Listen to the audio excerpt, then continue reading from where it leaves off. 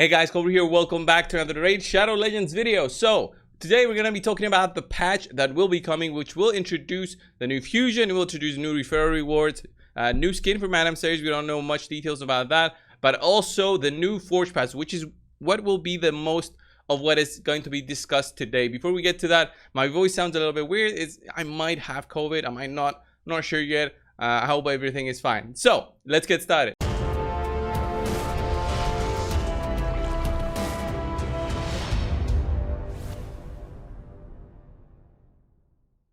So getting things started first, let's look at the post by Plarium about the new patch that is coming 3.8. You can see all the highlights here at your own time, going over the rebalances and of course the new champions that are offered.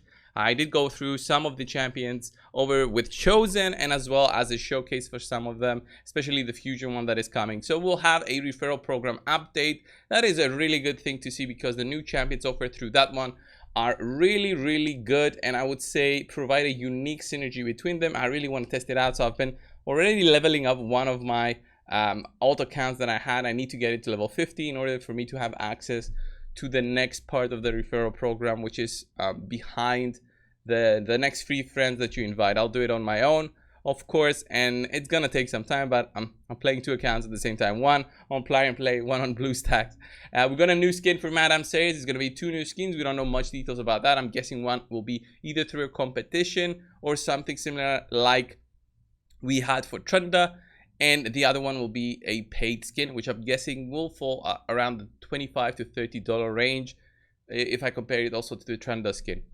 Then finally, we've got the Forge Pass Season 3. This is the most important part, and which I'll be covering for the rest of the video. The new set that is coming will be insane, I would say.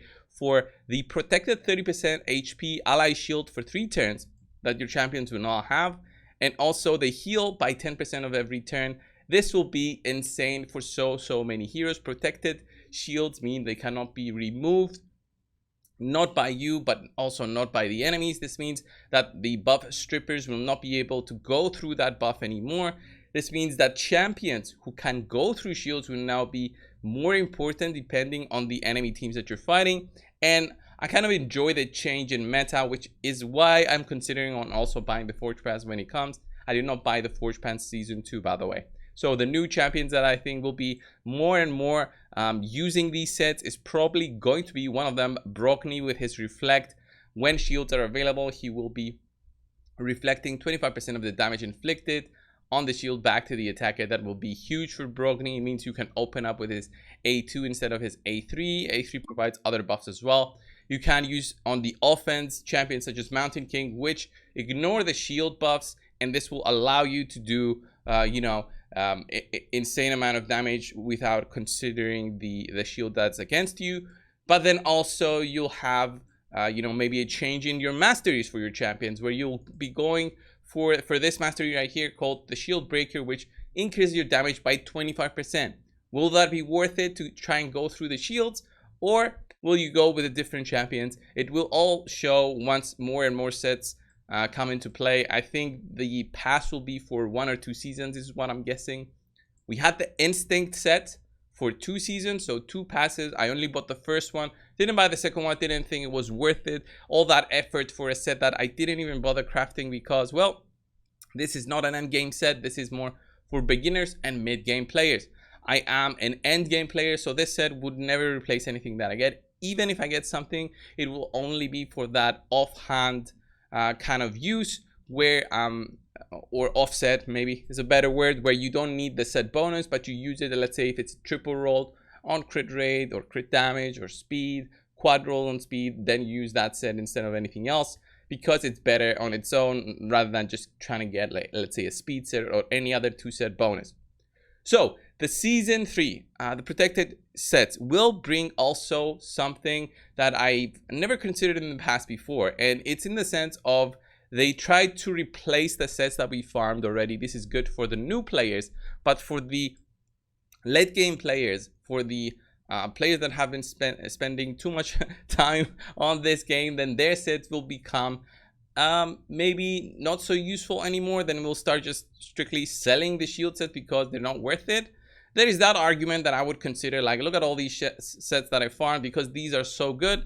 I will no longer need all of those once I start getting the protected shield sets, and this is basically like a waste of both silver, energy, and money that I see. I don't like on how strong the new shield set is, but then I'll argue with myself and say, okay, coldbrew, you're saying that, but what about the new players? They'll never be able to get to that stage where other players are, both in terms of spending, but more so in terms of time spent, because of the time spent farming, trying to get those good pieces. They'll never get to that point, and they will always be behind the end game players. And yeah, I kind of agree with both of my arguments here, arguing with myself for this video. So I get it, but I hope that the Forge Pass and the way that it will exist on when it arrives, it will be something that is different for Forge Pass Season 1 and 2.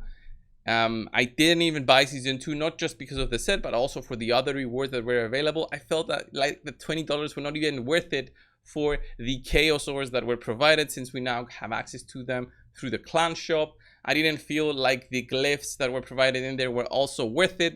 There were no 6-star glyphs or 5-star glyphs for speed. I think we only had like two 5-star glyphs, if I remember correctly. It was a long time ago, but overall, I think the Forge Pass should be something that is way more value than we usually get for $20. That will justify, you know, the low spenders getting it and giving them that edge again onto the more heavily spenders. The heavily spenders don't mind really of the extra value, but the low spenders will mind for the extra value and see it as much better.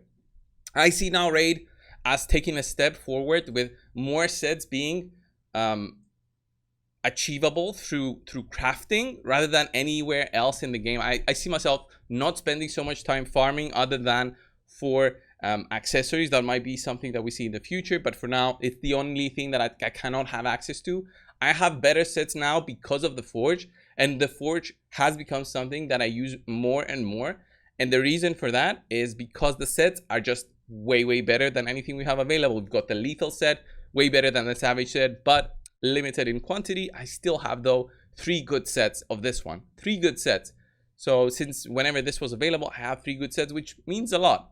And we've got the 42 set, which is a better resistance set. We've got the Guardian set, which is a way better regeneration set because of the ally protection. This is huge for defensive teams, for clan boss teams, for Hydra teams. This is insane in terms of value. And then we've got the Bloodthirst set, which is a better lifesteal set. Frostbite, not so much. Fatal, not so much. I still think Cruel is way better. Untouchable, immunity, so a better immunity set. And then we have the Perception, which is an insane set, one of the best sets introduced to the game.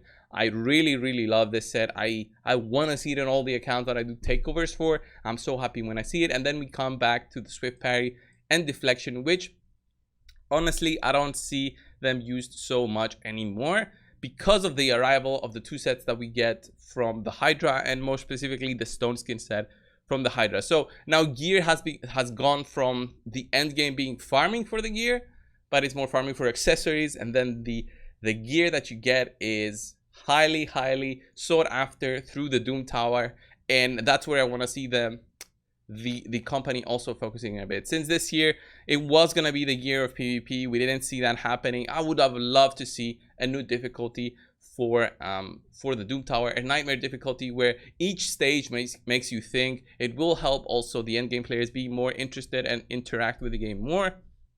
It will give more benefit to the free-to-play, where now they have access to even more free stuff for each stage they manage to complete. And when each stage that you beat gives you something that you feel like is significant, and maybe not just the crafting material, then they'll be more thankful and more appreciative of the company, and that will bring the game to a state where I want it to be, where it's a long-lasting game.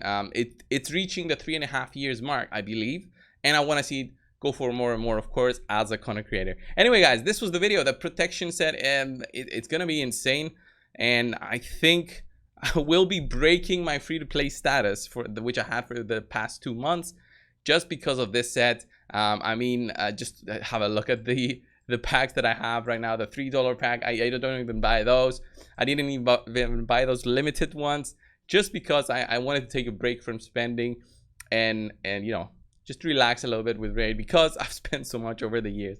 This was the video, guys. I hope you enjoyed it. If you do agree with me or want to share your opinion, leave it down below. Of course, I don't know everything when I do cover these videos, but as a content creator, I want to discuss and bring in more discussion. I have my own Discord server where we do that. I stream on Twitch. I stream both this game and Diablo, so I can talk about both at any of those times if you see me online. So definitely, if you've got the time, leave a comment down below. Thank you for subscribing. If you haven't already, definitely try it out. It's free.